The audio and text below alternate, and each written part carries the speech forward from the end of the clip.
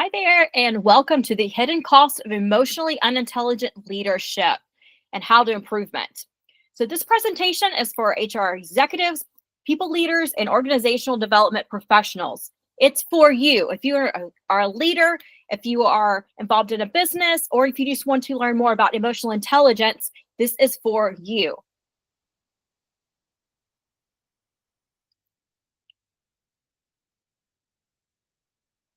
So, again, welcome. I'm Alicia Farricielli. I'm a leadership development consultant, a certified emotional intelligence coach. I have a bachelor's degree in metaphysical science, also a certified life coach, and I have a background in emotional wellness, neuroscience informed practices, and executive mentorship. So, I like to blend practical strategies with emotional clarity, help leaders shift from reactive to relational, which is so important in today's society and with businesses and with growth. I'm also known for my ability to translate complex emotional dynamics into tangible leadership solutions that elevate your team's trust, retention, and resilience. So, why does emotional intelligence matter? So, we're very familiar with the term intelligence and being very brain smart, which is super important when you're hiring people. But the most important thing is to having someone who's emotionally intelligent. Brain smarts will get you to a certain level, but emotional intelligence will really push that level inside of your business to grow your business.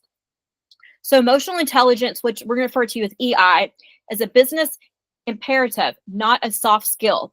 And you've probably heard about emotional intelligence being one of those soft skills that you need to know, but it's very imperative. It's almost, to me, I consider it more of a hard skill, something that people really need to know in order to be successful in their leadership. Again, first off, it's business imperative.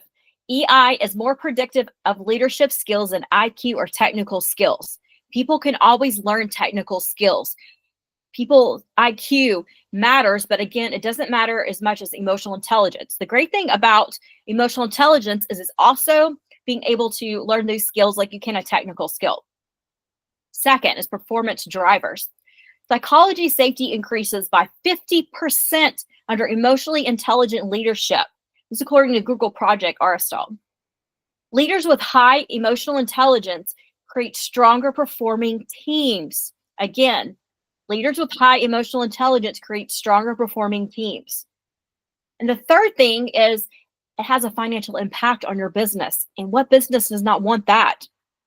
EI-driven leadership boosts retention and profitability margins by 20% and more, according to Varkyle.com. As you know, as HR leaders or business leaders, it costs so much money to be able to have to rehire people. And a lot of times that's because your leaders don't have emotional intelligence skills. So once you start to boost that, you're going to have people that want to stay on. Retention is super important in business profitability. If your leaders aren't emotionally intelligent, your company is bleeding capital, bleeding talent, and credibility, even if you don't see the wound of it.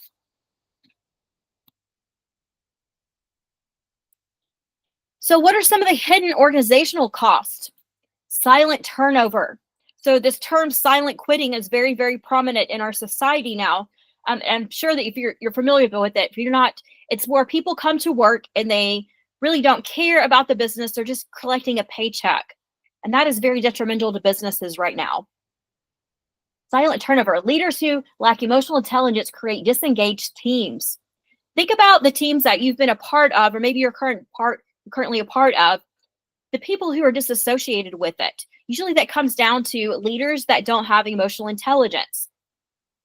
Quiet quitting, which again is a term that we just discussed. Presenteeism, which they're not really present. They're just showing up for that paycheck. And passive resistant increased turnover. We see this really starting to become an issue within teams and within businesses now today. Replacing a mid-level manager costs an average of $52,000 on average. And of course, this depends on what area of the country or the world that you are in.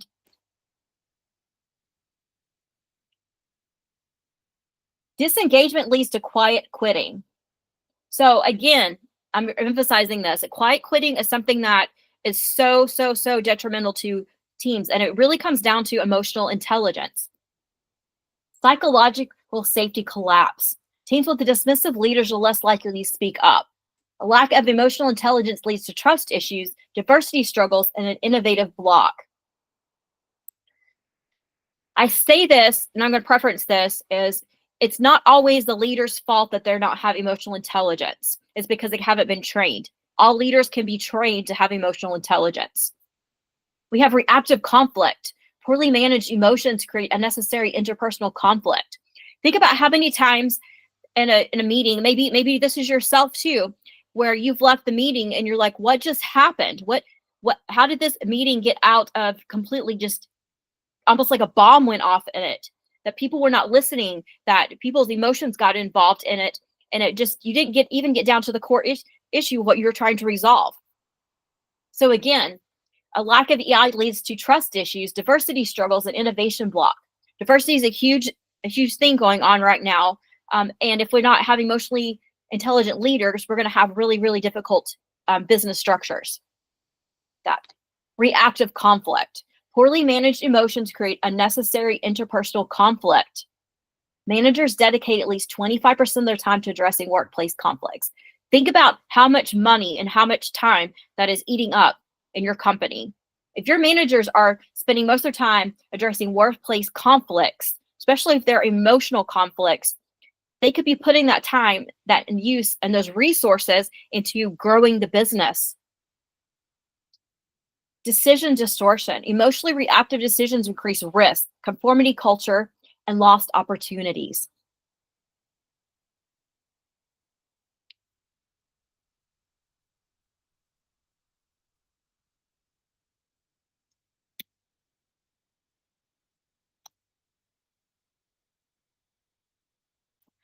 So what are some executive blind spots?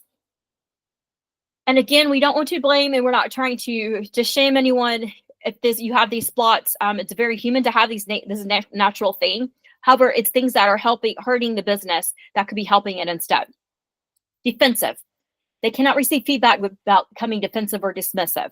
And there's a certain way that you can give feedback to people based upon their personalities and whatever they're able to receive in.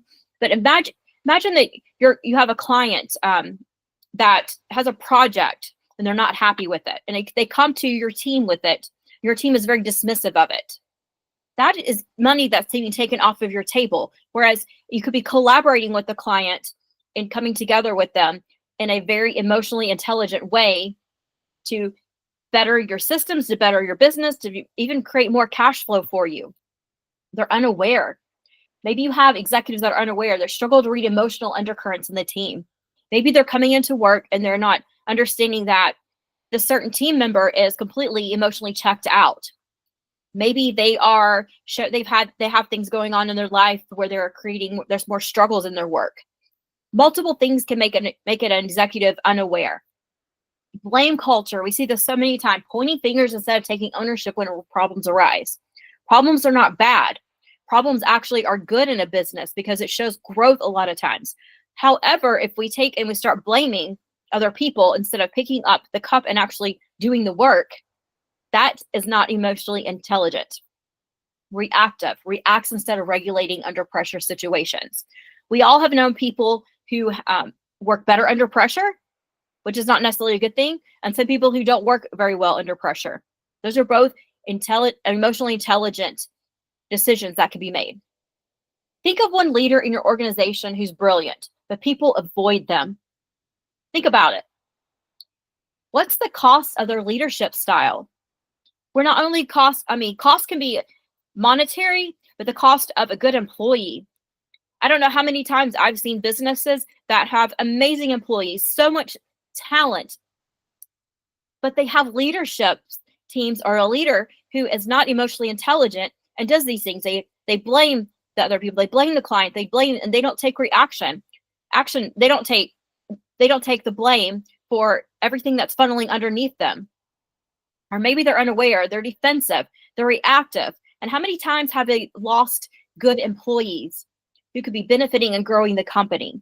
This is how important it is to have emotionally intelligent leaders. So there are 4 core pillars of emotionally intelligent leadership. And I'm going to give you, of course, I promised you some things to walk away with. to guide you into starting creating emotionally intelligent leadership. So I'm going to start from the bottom up. Self-awareness, emotionally tracking tools such as mood meter and daily reflection. I'm happy, I will actually add some of these into the presentation when I'll send this out to you, some links for that as well. 360-degree feedback. This means feedback that is coming in all different areas. Sometimes feedback is just one-sided or two-sided. We want it to be both-sided. Emotionally informed communication. Decode the tone, the body language, and unspoken cues. Again, this is things that you can learn. How are people's body language right now? Is it very aggressive or is it very meek? Unspoken cues. There's so many different unspoken cues that come up. SBIR framework for feedback, which is situation, behavior, impact, and response. And if you're interested in learning more about that, definitely reach out to me. That's something I help train people on and teams on. Regulation under pressure. So this is where I think it really excels, is when we get into unemotionally intelligent leadership, a lot of times their nervous systems are out of alignment. And so in order to get their nervous systems out of alignment, sometimes they need to step back, take a moment to themselves. And here's a couple of things they can do. It's box breathing. And the term for box breathing is literally, it's a box. So you're going to breathe in for 4 seconds. You're going to hold for 4 seconds. You're going to release for 4 seconds. And then you're going to hold for 4 seconds. And you can just count to 4 for those. You can do this in meetings. I do it all the time when I'm under stressful situations, when I'm trying to have a conversation with people and it's not going so well. I'm going to step back, which means micro pauses. When you're speaking to someone, always take a couple of pauses back to guess what you're going to let the emotions kind of go down and take a moment. And it's not ever a bad thing to say, I just need a couple of moments to collect myself. Just give me a couple of moments to collect myself because I want to present to you the best solution right now. And I just need to kind of calm my nerves down with it.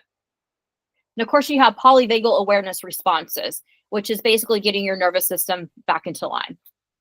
Regulated leaders stabilize chaotic environments. So I also kind of going to go to the next side of things. Imagine the most calm leader that you've had. They may not have been the most intelligent leader. They may not have made the quickest decisions, but they were the person that you went to when things were calm, just to get a calm, peaceful environment. I remember I've had several managers this way, and they actually turned out to be some of my favorite management styles because they were just calm and collected. No matter whatever the chaos that was going on, they were always so calm. And so I was able to calm your nervous system down, to breathe through it, to be able to make that next decision. Relational intelligence. So we're going to build psychological safety through modeling and intentional leadership. Again, psychological safety is very important. Learn to recognize burnout and emotional disengagement before it happens. There are multiple steps, and I'm going to do another training on that, on the burnout and the dysregulation, the quiet quitting. So look for that for a future workshop as well.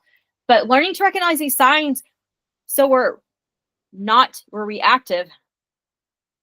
We're not reacting at a later date. We're able to take this away. Maybe you have a person on your team, or you have an employee, maybe even a leader, that's, you can tell they're burned out, they're tired, they're stressed. You're going to be able to go to them, be able to talk to them, be able to come up with a solution for them. Maybe they just need to take some box breathing.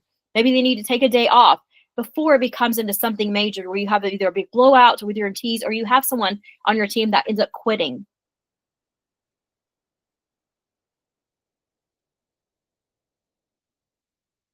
Okay, so implementation steps for HR teams. This is some things you can implement. The first one, embedded emotional intelligence into performance reviews. So a lot of times we're just measuring what their performance is, how well they did their task, how well they did their job, but we're not going through and measuring their emotional intelligence. Maybe they get a lot of stuff done. Maybe they brought money into the company, but their emotional intelligence is still keeping and costing you money. If it's not, again, if it's not measured, it's not improved.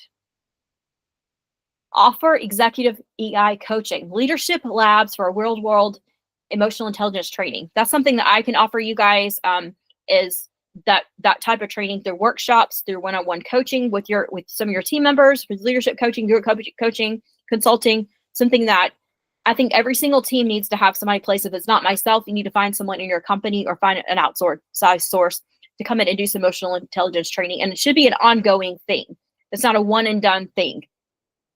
Develop supporting systems. Systems are so important for businesses because they help to support this emotional intelligence. They help to keep people's nervous levels down. Use pulse surveys to track trust, team safety, and leadership impact. So you can send out surveys to anonymous surveys to your team, to your leaders, and ask them what are ways that could improve. What are some things that are going through? You can have this during your meetings. Have an open meeting. Say, is there anything that we can do to improve the emotional intelligence to make you guys feel more safe inside of this company? Train managers to brief emotionally charged events. If there's any conflict, layoffs, and failures, you need to be debriefing these. You need to be talking to other people. Very, very, in your company, of course. Very, very important. Again, I'm going to stress, if it's not managed, it's not improved. Make emotionally intelligent development and metrics. It's not a concept.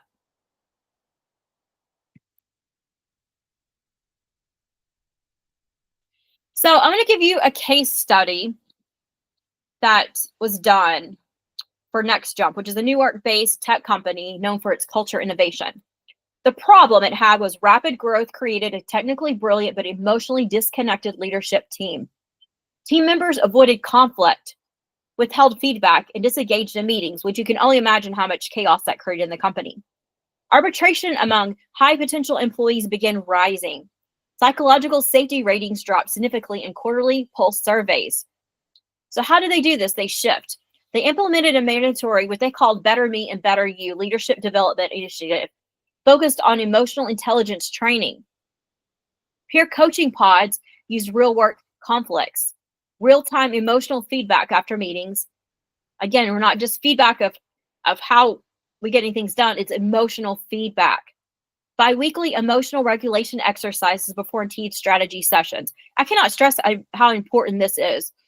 When you start off something stressful in your meeting, you're going to have a stressful meeting. If you start it off and maybe take 5 minutes for everyone to come in, do a breathing exercise, put on some awesome, amazing, uplifting music, that's going to keep your meetings more regulated. Results after just 12 months, 32% increase in peer-rated trust scores, 45% reduction in voluntary turnover among top talent. That's a big one. Significantly improvements in leadership presence, team collaborations, and decision-making skills. Senior leaders reported improved ability to navigate high-pressure situations with calm and clarity. Can you imagine how much more profitable this company was just by adding emotional regulation into their company? So I hope this was beneficial for you. If it was, I would love to be able to book a strategy call with you. It's a complimentary assessment of your organizational's EI gaps. Will take 15 minutes to 30 minutes. If you need an hour, we'll take that up to that.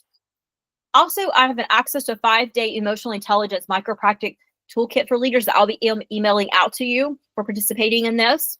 And if you're watching the replay by any chance, this will also be available on my website. Implement and transform. Build workplaces where leaders build workplaces where leaders elevate, not erode the people they serve. So I'm actually going to turn off the recording now and open it up for any type of questions.